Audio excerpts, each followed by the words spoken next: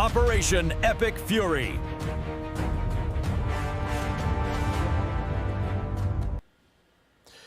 CENTCOM says that 100% of U.S. service members are accounted for after Iran pushed that lie. Let that sink in. Tehran blasted out propaganda about killing 3 American troops, and CENTCOM just torched it in one line. 0. None. Iran puffed its chest, painted a game over USA on a missile for the cameras, and then got caught faking battlefield success while President Trump snapped back. We are taking over the strait. They have nothing. That contrast is the whole story. Fraud on one side, dominance on the other. And wait until you hear the Bandar Abbas detail, because that part tells you that Trump is not posturing, he's already moving.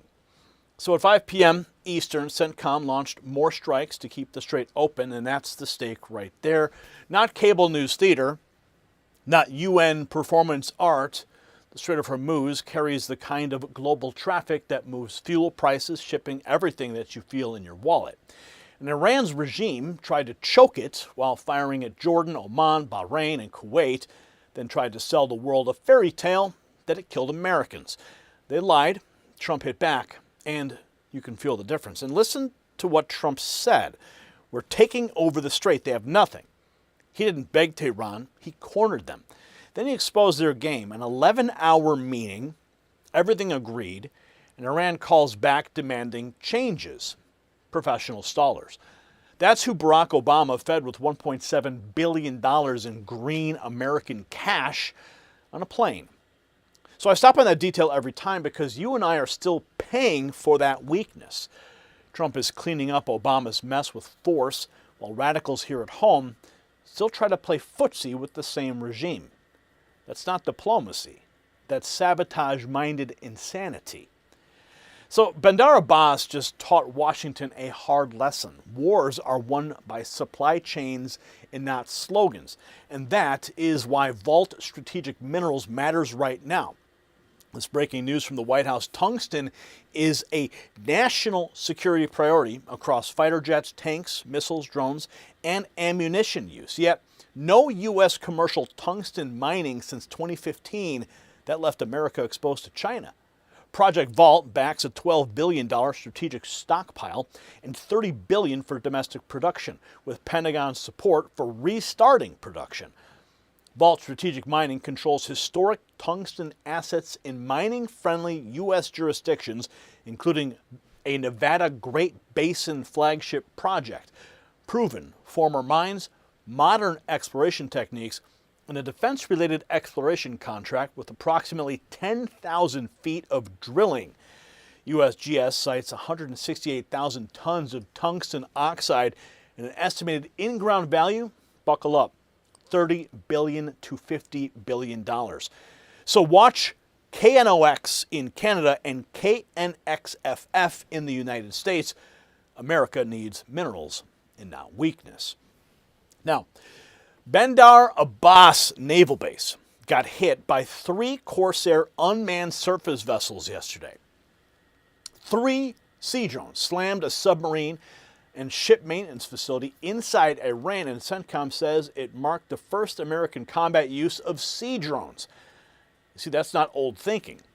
That is Trump's military innovating while Iran clings to missile slogans and fake body counts.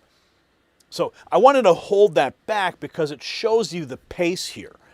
America isn't just reacting, we are rewriting the battlefield. Now we're going to walk through the post and watch how this bluff just collapsed in public. U.S. Central Command has now announced President Trump's direction.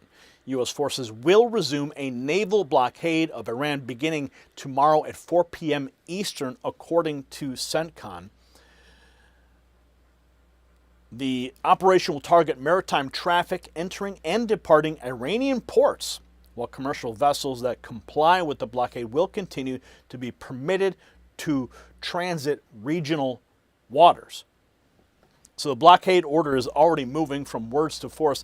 Next, CENTCOM shows the strike on Bandar Abbas that hit Iran's sub and ship maintenance hub. This is dramatic video. Unclassified, newly released.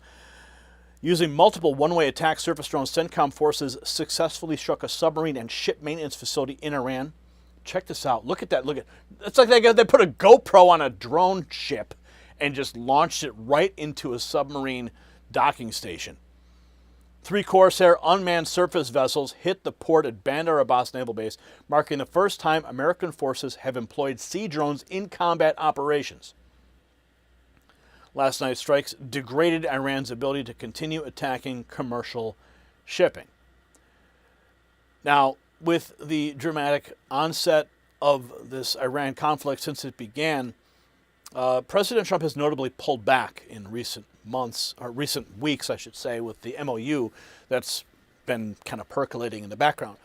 From my own personal perspective, I think that this thing just needs to get wrapped up, and he needs to just lock it down and really stop pussyfooting with these drones and just hammer the shit out of them. Pardon my French. So after the port hit, Iran ran to the usual propaganda playbook. Now comes the correction. Their claim about 3 dead Americans just got blown apart by CENTCOM. Eric Doherty writes that Iran is furious after learning their claims of killing 3 American troops in strikes were false. CENTCOM says 100% of U.S. servicemen are accounted for, and no Iranian strikes took them out. Conducting a fresh round of strikes against Iran in an attempt to counter Tehran's aggression in the Strait of Hormuz. Let's go live to Tel Aviv where Mike Tobin has the details. Good morning, Mike. Good morning, Lawrence. The latest in the back and forth with struggle for control over the Strait of Hormuz has Iran once again firing on its neighbors. Jordan, Oman, Bahrain, and Kuwait all took fire. The Kuwait is saying that border crossings, even an oil rig were hit out there. There's been a lot of social media traffic suggesting that U.S. service members were injured in Kuwait. Those reports are not true. But this follows another round of U.S. strikes inside of Iran. There may be some fresh reporting today about new strikes. The U.S. says everything from missile launching sites to maritime locations that Iran was using to menace shipping in the Strait were hit. Dozens of targets were hit by land-based and sea-based fighter jets. Guided missiles were fired from ships in the area. This latest round of airstrikes came after Iran fired on a Cyprus-flagged cargo ship crossing the Strait. It was traveling outside of the route designated by Iran and following the route encouraged by the U.S. One sailor is now missing and the ship was disabled. President Trump says Iran triggered this round of violence. So this back and forth really needs to end. They just need to just lock it down once and for all. But Iran lied about U.S. casualties. Trump says that's exactly how the regime operates. Listen to him spell out why he's done negotiating in circles. Says America is taking over the Strait. Here is the president this morning. So, Mr. President, Lindsey Graham was definitely on your side when it comes to Iran and the threat, them not having a nuclear weapon. It looks like they're back at their business trying to take over the Strait. What's your response? Well, we're taking over the Strait. They have nothing. They've got nothing. So something that nobody knows, yesterday they had an 11-hour meeting. Everything's 11 hours with these guys. You know, you can't settle a one sentence in 1 hour, in 1 minute. It should be 1 minute. And everything was agreed to yesterday. And they leave the room, and they call back, and they say, we had to make a couple of changes. I said, changes? They got to make changes? We're not going to make changes. Always changes. They just, they're professional negotiators. That's all they are. I don't even call them good at it. They haven't gotten anything. They got nothing from me. But if you look, for 47 years, they've been tapping people along, presidents. Every president got tapped along, didn't do anything, and they became more and more powerful. This should have been done 47 years ago. Shouldn't have been allowed to start. But Clinton let them go, and Bush let them go. Everybody let them go, and Obama was the worst of all because Obama actually went to their side. Obama, because, he's let's not say. Let's leave that for another time. He was terrible. And he allowed Iran to, but he gave them $1.7 billion in cash, in green cash, put in satchels in an airplane and brought to Tehran. $1.7 billion. Do you know what that is? Did you ever see $1 million in cash? This is $1.7 billion. It took up an entire Boeing 757, and they flew it to Tehran, and they gave it to people that were waiting at a plane. Can you imagine these people? They never saw money, and now all of a sudden they've got $1.7 billion in cash, and he gave them hundreds of billions of dollars in cash and everything else, and he went to their side, and because of that, they became much more powerful because of Obama. and Biden, who was the vice president, but he probably had nothing to say because he was not such a stupid person. But then Biden, when Biden came in, and then I held him down, I stopped him, and the JCPOA, I stopped it, and stopped it really, really powerfully. I ended that agreement was the worst. Somebody said C. Maybe it's the C. It ends with the C. That agreement is the worst agreement that has been signed by this country. That's the top 5 bad agreements. And that basically gave them everything. And they built and built and built. And they were minutes away from a nuclear weapon. Mm-hmm. Had I not terminated the agreement, the Iran nuclear deal, it's called, they would have had a weapon then. Had I not killed Khomeini, who was a brilliant but mad general. He was a crazy Soleimani. I killed Soleimani. Soleimani was like one of the really, really bad people in this whole thing. Right. But he was good at what he did. He was a very... So Trump says the strait is ours to secure, and Iran has nothing left to bargain with. Now CENTCOM follows that up with another round of strikes ordered to keep Iranian forces off civilian shipping. At 5 p.m. today, Eastern, U.S. Central Command forces began launching more strikes against Iran to continue degrading their ability to attack civilian mariners and commercial ships freely transiting the strait. The commander-in-chief has directed the strikes to hold Iranian forces accountable. So they weren't a one-off. Next, the U.S. ambassador makes it plain Iran broke the deal, and every option is still on the table. Well, I think Iran is still very much of the mindset that it can use the global economy as some type of leverage. We've, not just the United States, but we've said here at the United Nations, 143 nations have stood together and said what Iran is doing is in violation of international law.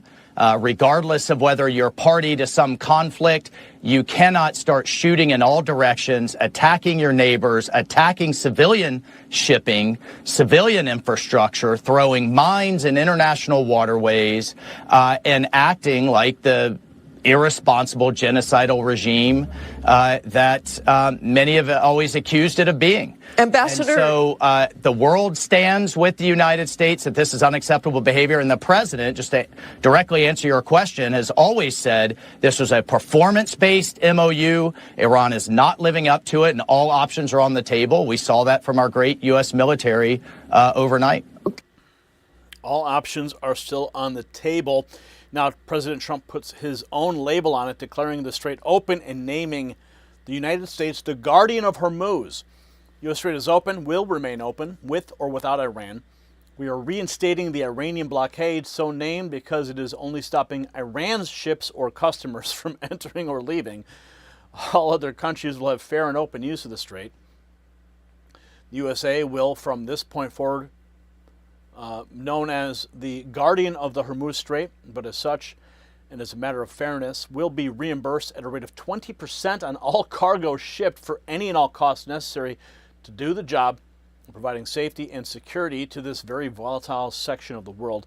The process and formation will begin immediately. Thank you for your attention to this matter. So Trump is drawing the line right there on who controls the strait. But while America secures the waterway, Iran is still pushing thug theatrics, including a missile stamped with a message for the U.S. Iran launches missile marked Game Over USA.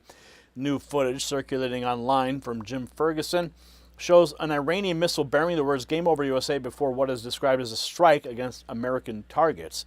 The video emerges as Iran and the U.S. continue exchanging missiles and drone attacks across the Gulf. Game Over USA. At least they spelled it right.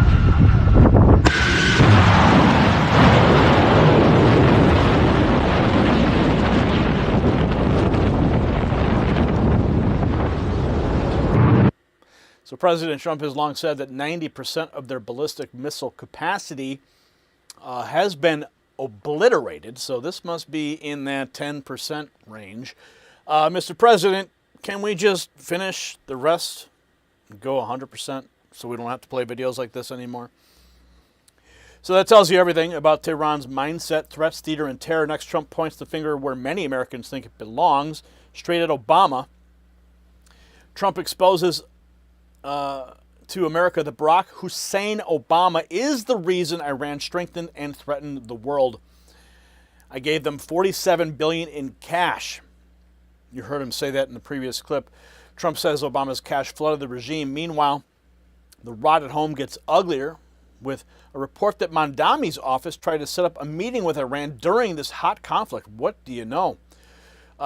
Chip Roy, Representative Chip Roy of Texas, says Ugandan New York City Mayor Mandami must be denaturalized and deported as soon as possible after Mamdani's office organized a meeting with Iran only to be shut down by Marco Rubio's State Department. Okay. On the other hand, Iran likes to sponsor proxy groups of terrorists. And these terrorists don't care what they blow up. They blow up anything and everyone. Okay, this is who we're dealing with. Okay, this is an Iran that not long ago, through their Hezbollah proxies, blew up a Jewish center in Argentina and killed a bunch of people. This is an Iran that innovated the use of roadside bombs that killed and maimed a bunch of people, including American servicemen, but a bunch of other people. This is an Iran that has organized the assassinations and the attempted assassinations of people all over the world, including, civilians and dissidents and people they don't agree with. There is no nation on earth that sponsors more terrorism than Iran. And they've spent millions and millions of dollars sponsoring terrorism and targeting individuals all over the world, and including civilians have been caught up in that. Okay, So while the administration is taking on Iran overseas, Americans are also hearing demands for tougher action here at home. Next up, outrage grows after Rashida Tlaib's latest ugly rant. Uh-oh. Look at this rooms, motherfuckers! We ain't going anywhere! Political structures that I have to work in, that we all are surrounded by, was built on slavery and genocide and rape and oppression. Real change doesn't come from the cowards and warmongers in Congress. It comes from the streets. It comes from all of us mobilizing and seizing the power to resist and fight back. Gaza is the compass in this country. Now we're in Congress, and we're every corner of the United States. The People's Conference for Palestine. Rashida Tlaib, DSA Congresswoman. So the fury over Tlaib taps into a bigger concern on the right about anti-American radicalism spreading inside our own borders. Now, we shift to Bridgeview, Illinois, where Ben Berquam says one neighborhood is becoming a warning sign, Islaming America. With the recent news out of Bridgeview, this needed to be reposted. Terry Newsom exposes the Islamification of his childhood neighborhood. This is happening in communities all across America, even in states like Arkansas. You want to talk about the death of America? It's right here, just outside of Chicago, Illinois. They just renamed this Little Palestine. Terry, you grew up around here. Yeah, it is. It's Bridgeview. That's Burbank. This is Harlem Avenue, so they're going to rename Harlem Avenue as Palestine Way. Are you kidding? No. Are you kidding? And Talk about slapping the black community in the face. Yeah, this is the beginning, so we're going to go a little bit down the block there. Wall-to-wall Muslim stores, restaurants.